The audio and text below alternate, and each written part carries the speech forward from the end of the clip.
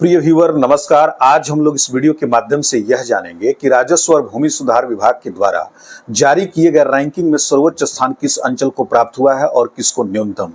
के साथ साथ हम ये भी जानेंगे कि जन शिकायत पोर्टल पर आवेदन प्रस्तुत करने के बाद शिकायतों को कितने दिनों के बाद सुना जाएगा। और दोस्तों, जैसा कि आप जानते हैं कि बिहार में कुल अंचलों की संख्या 534 है और इस 534 में राजस्व विभाग के द्वारा उनके कार्यों की समीक्षा और प्रदर्शन के आधार पर उनकी रैंकिंग निर्धारित की जाती है। इन रैंकिंग को निर्धारित करने के लिए कई सारे आधार बिंदु राजस्व और भूमि सुधार विभाग के द्वारा स्थापित किए गए हैं, जिसके आधार पर अंचलों की रैंकिंग निर्धारित की गई है। वह आधार बिंदु हैं परिमार्जन प्लस, म्यूटेशंस, ई मापी, आधार सीडिंग, एलपीसी ऑनलाइन आवेदन का निस्तारण, अभियान बसेरा 2, जमाबंदी त्रुटि और इससे संबंधित कार्य के साथ साथ अतिक्रमण भूमि को हटाना एवं सरकारी भूमियों का संरक्षण। इसके आधार पर उनकी रैंकिंग निर्धारित की गई है। ये आधार बिंदु हैं, इसके कई सारे अंक निर्धारित किए गए हैं, जिसमें सर्वाधिक अंक परिमार्जन प्लस को लेकर के है। इसमें कुल 25 अंक निर्धारित किया गया है।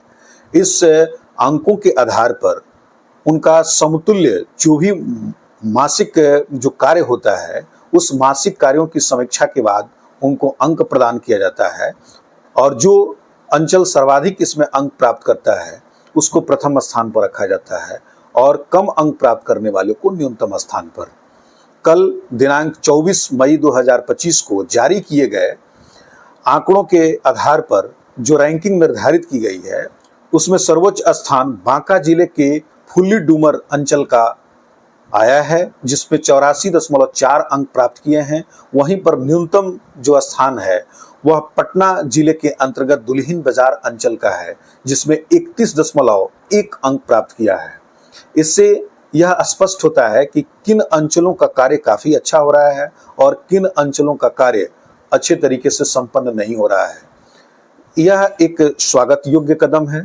इससे अंचल कार्यालयों के जो कार्यालय अध्यक्ष हैं उनमें परिवर्तन आएगा और उनके कार्यशैली में भी परिवर्तन आएगी। क्यों? क्योंकि इसका अकाउंटेबिलिटी जो है वह उच्च स्तर पर फिक्स किया जा रहा है और इस अकाउंटेबिलिटी को पूरी तरीके से सार्वजनिक कर दिया जा रहा है। प्रत्येक माह सार्वजनिक होने के कारण जो अंचल कार्यालय के जो सीईओ हैं उन पर एक प्रेशर क्रिएट होगा और रैयतों के प्रति उनकी जिम्मेदारी बढ़ेगी या शिकायतकर्ता के प्रति उनकी जिम्मेदारी बढ़ेगी।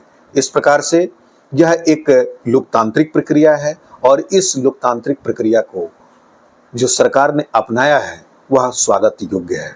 निश्चित रूप से कार्यशैली और कार्य प्रणाली में इसमें सुधार आएगा और ऐसा देखने को भी मिल रहा है कि एक अंचल दूसरे अंचल से प्रतिस्पर्धी भावना से काम कर रहे हैं और इसका अंतिम जो लाभ है वह रैयत को और शिकायतकर्ता को प्राप्त हो रहा है। यही होना भी चाहिए।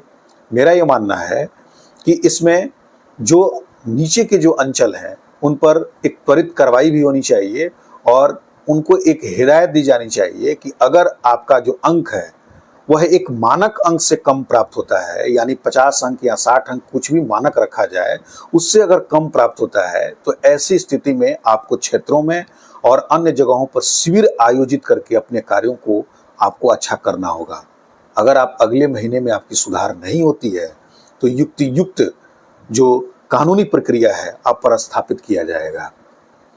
दोस्तों, जहां तक बात रही जन शिकायत पोर्टल की, जन शिकायत पोर्टल के माध्यम से जो शिकायत जा रही है, शिकायतकर्ता को यह नियत दिनांक नहीं मिल रहा है कि इस नियत दिनांक को आपके कार्य संपादित हो जाएंगे। मेरा यह मानना है कि सरकार को इसमें जल्द ही सार्वजनिक रूप से उजागर करना चाहिए और बताना चाहिए कि इस नियत दिनांक तक आपका कार्य संपादित हो जाएगा या शिकायत का निस्तारण हो जाएगा। ऐसा हो जाने से जो सक्षम पदाधिकारी हैं उन पर जिम्मेदारी बढ़ेगी और शिकायतकर्ता का जो शिकायत है उसका निस्तारण भी अच्छे तरीके से हो पाएगा। आशा है कि इसको राजस्व और भूमि सुधार विभाग जल्द ही इसे ठीक करेगा और जिससे रैयतों और शिकायतकर्ताओं में एक खुशी का माहौल आएगा। दोस्तों, यह वीडियो आपको कैसी लगी? अगर अच्छी लगी हो तो इसे लाइक कीजिए, शेयर कर दीजिए। कोई दुविधा आपके दिमाग में हो तो कमेंट में निश्चित पूछें, मैं उसका उत्तर त्वरित देता हूं। मेरे चैनल को सब्सक्राइब करना बिल्कुल ही नहीं भूलें। आपने अपना कीमती समय मेरे चैनल पर अभी तक दिया, इसके लिए बहुत बहुत धन्यवाद।